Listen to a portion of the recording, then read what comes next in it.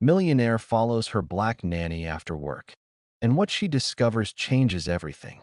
The late autumn sun cast a warm, amber glow across the expansive glass walls of the Bennett residence, perched high above the Hollywood Hills. The home, more a minimalist architectural statement than a house, looked out over the sprawling city below, a city that glittered like a mirage in the dying light of day. Inside, polished stone floors reflected the golden rays, and the quiet hum of classical piano filled the wide, open spaces, piped in invisibly from a hidden sound system. Eleanor Bennett, CEO of one of the most lucrative lifestyle brands on the West Coast, sat in a white linen armchair with a cooling glass of cucumber water resting on the carved marble side table beside her. She wasn't used to feeling curious. She wasn't used to feeling uncertain.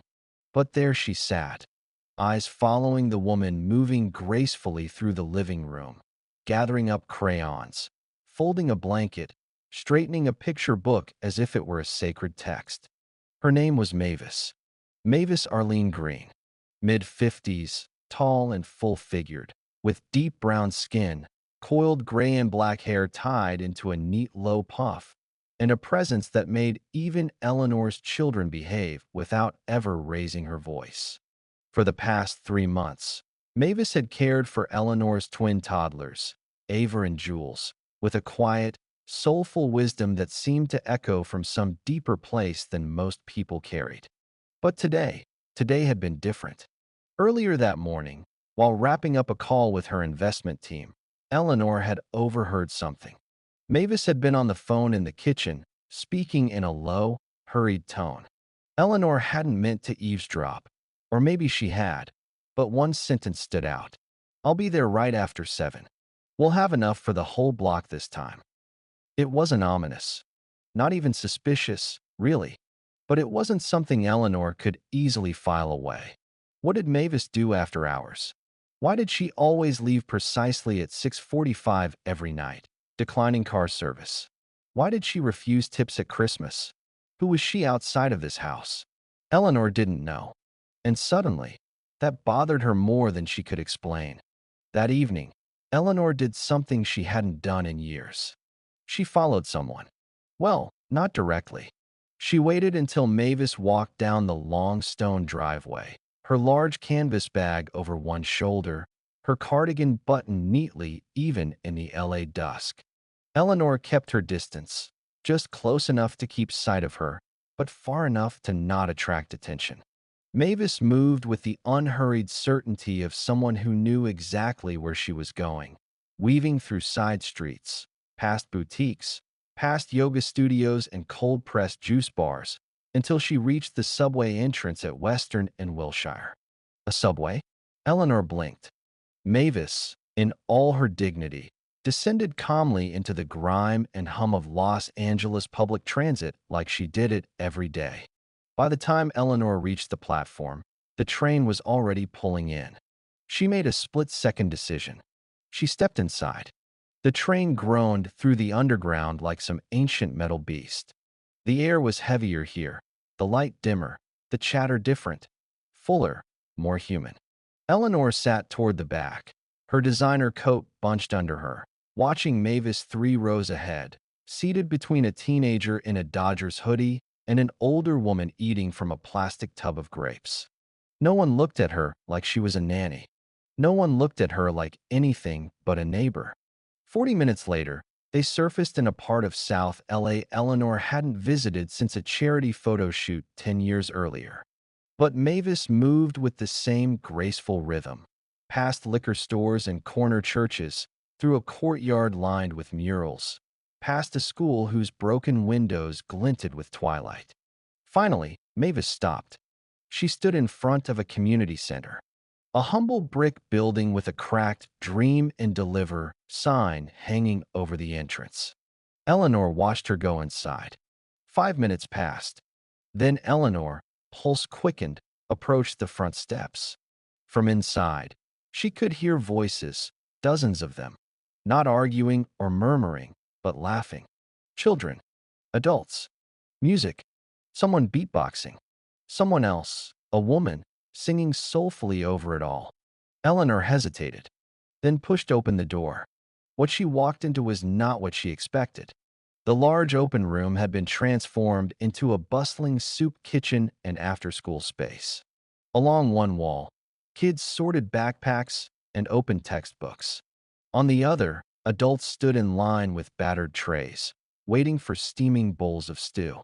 And at the center of it all, wearing an apron, her cardigan still buttoned, her hair now covered with a bright patterned wrap, stood Mavis, slicing cornbread, laughing, calling people by name. The room revolved around her like a sun. Eleanor stood at the door a long moment before someone, a small girl with curly braids, tugged at her sleeve. "You look lost," the girl said plainly. "I think I am," Eleanor replied softly. The girl grinned. "Want to help? We're making food packs for tomorrow." And just like that, a billionaire with a private chef found herself wearing latex gloves, stuffing brown paper bags with apples, PB&J sandwiches, and juice boxes, beside a woman she thought she understood, but was only just beginning to see. The fluorescent lighting in the community center was harsher than Eleanor was used to. It flickered ever so slightly above the cracked linoleum floor, casting the kind of shadow that made the space feel old but not abandoned, lived in, used, loved. The kind of place where things happened, not for show, not for PR, but because someone needed them to happen and someone else cared enough to make them so. Eleanor had spent most of her adult life in curated environments, private lounges with low lighting and eucalyptus diffusers, boardrooms with Scandinavian chairs and uninterrupted Wi-Fi, manicured estates where silence was wealth. But this space, with its chipped paint and mismatched folding tables, was louder in a different way. It spoke of survival, of choice, of action, and at the center of it all was Mavis. Not the nanny Eleanor had carefully interviewed over a brunch meeting 3 months ago, but a woman who moved between groups with an authority that came not from money, not from power, but from trust. Eleanor Bennett. A voice interrupted, cautious and surprised. Eleanor looked up, adjusting her cashmere scarf instinctively. A man in his late 30s stood in front of her, tall, clean-cut, with a clipboard in hand and a puzzled expression behind square-framed glasses. "Yeah," she replied, half wincing at how out of place her own voice sounded.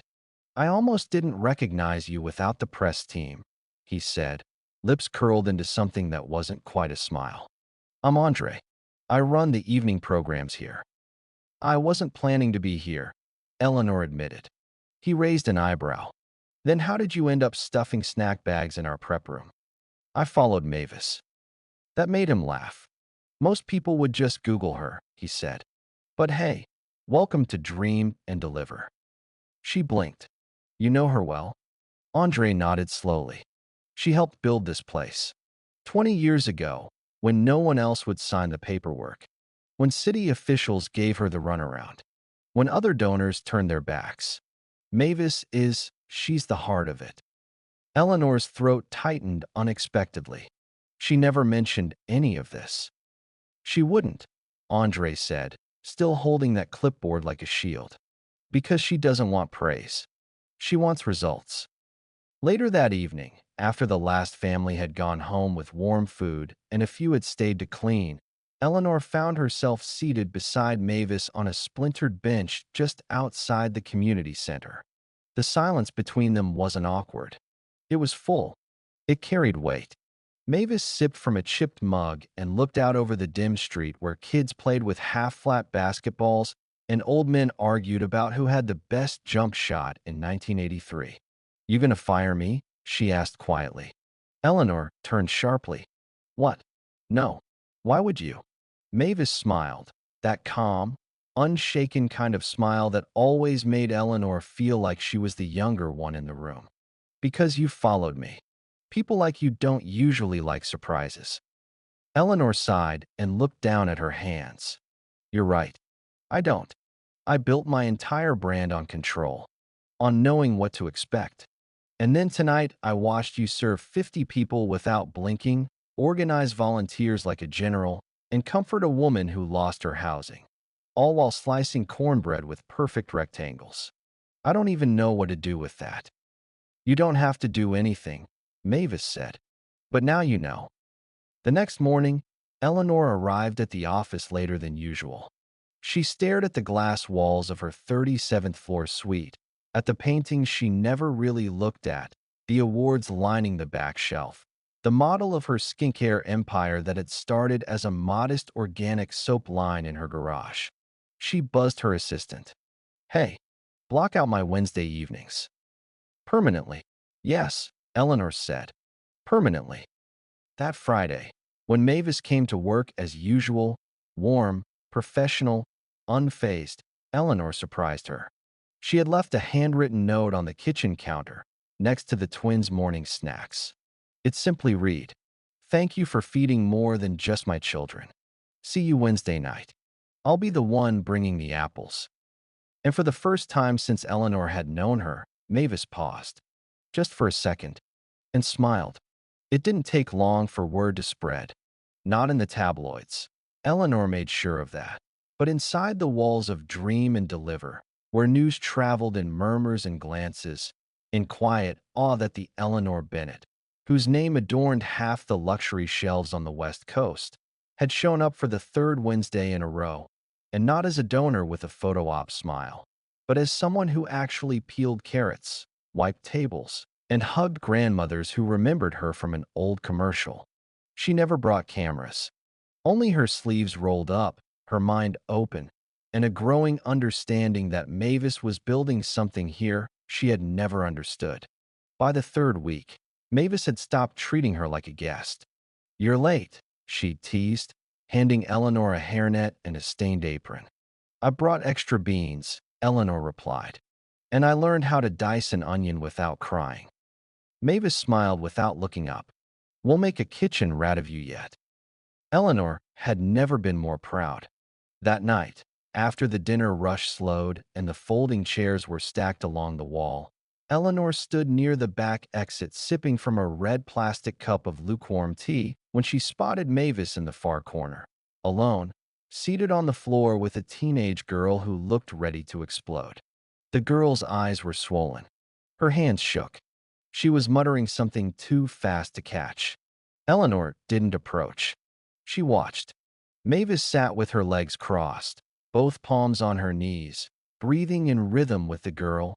No words, just presence, patience, and eventually a quiet hum. Not a song, just a sound, like a lullaby someone forgot to write down. The girl broke.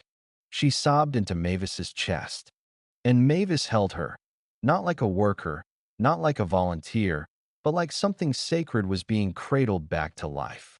Later, when the girl had left with a friend and Mavis was wiping down the last of the folding tables, Eleanor stepped forward. "Does this happen often?" Mavis didn't look up. "Depends what you mean by this." "I mean kids breaking like that. In front of you. Letting it all out."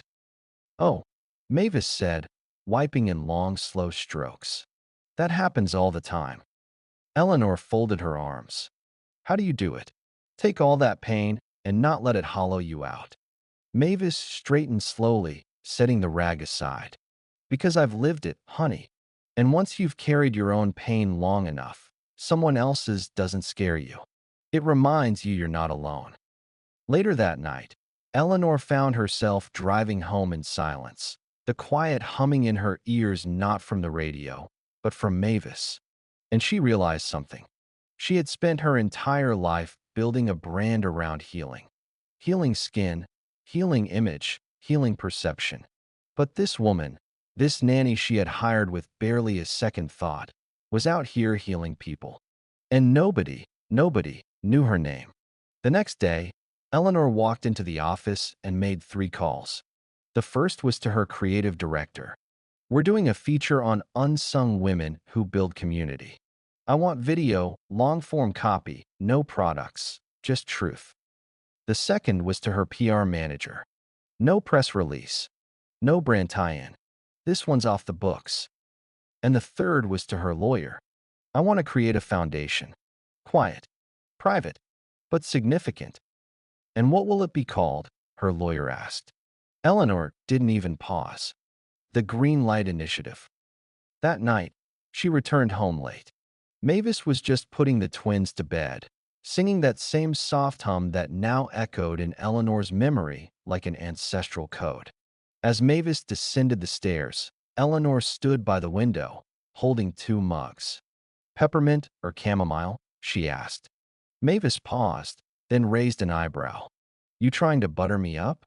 Eleanor handed her the peppermint. I'm trying to say thank you, in a way that lasts. Mavis took the mug and nodded. Then let's see what you've got. It was early spring when the Green Light Initiative quietly launched, with no banners, no luxury events, and not a single celebrity endorsement. Just a modest post on Eleanor Bennett's personal blog, the first she'd written in almost a decade, titled, "The Strongest Woman I Know Isn't on a Billboard." It was raw, honest, a far cry from the polished corporate prose she was known for. It spoke of legacy, of invisible labor, of a woman named Mavis who spent her nights rebuilding what others had walked past in daylight. The blog post went viral within days. Not because Eleanor shared it, but because people did. Mothers, teachers, janitors, nurses, elders, volunteers, girls who had once been comforted by a woman with calm eyes and calloused hands. Mavis's name began to circulate, not for fame, but for honor. Eleanor's brand team, though initially skeptical, got on board after seeing the public response. Still, they were told not to touch Dream and Deliver.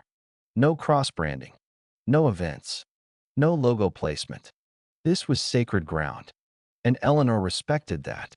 She showed up every Wednesday as always, this time with less makeup, simpler shoes, and a sense of belonging she hadn't expected to find so far outside her world. But not everyone approved. It was the following week when Eleanor's mother, Lucille Bennett, a retired socialite with champagne-colored hair and a voice like polished steel, called her. You've been photographed hauling cardboard boxes in South LA, Lucille said flatly. Eleanor exhaled. I know. There are articles suggesting you're giving away money without oversight. I am.